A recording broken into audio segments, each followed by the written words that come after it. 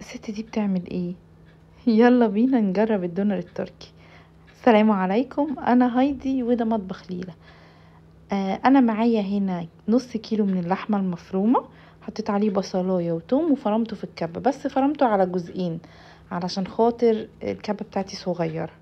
وحطيت عليه البهارات، ملح وفلفل وكمون وسنة شطة صغيرة وسكر. انتوا عارفين سنة سكر بس كده، فراخ او لحمة عندي يعني سكر. حطيت بهارات لحمة وتوابل المشاوي بتاعت باب الشام وبابريكا ومعلقتين كبار من الزبادي. ايوه كده، وهدعك كويس جدا. بصوا هعجنها عجن، هطلع العيالي عاملينه فيا. ايوه كده.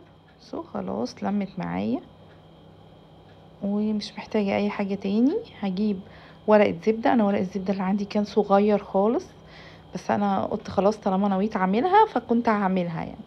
ف ظبطت كده الورق وتنيته. ايوه كده، اول واحدة ودي التانية. هو النص كيلو هيعمل معايا 4 صغيرين من الورق ده. بس خلاص ظبطت الورقة خلاص كده، حطيتها في الصينية وحطيت معاها طماطم وفلفل، وحطيت كمان بتنجان رومي بس في الفرن. ايوه كده.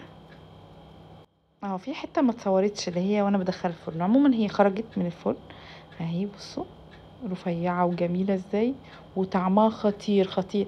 بصوا هي صراحه عامله زي كانك بتاكلي كفته مشويه، بس مش ما فيهاش ريحه الفحم، بس هي خطيره.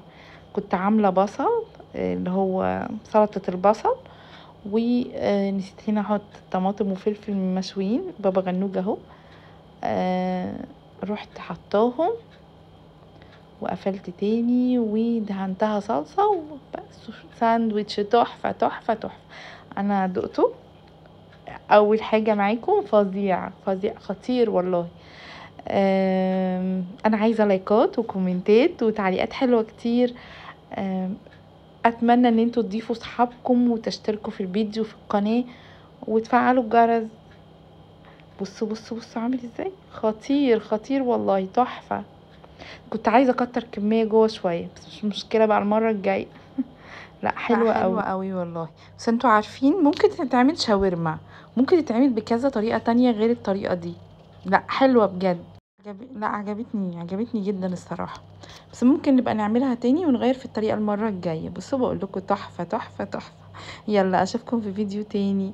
باي باي.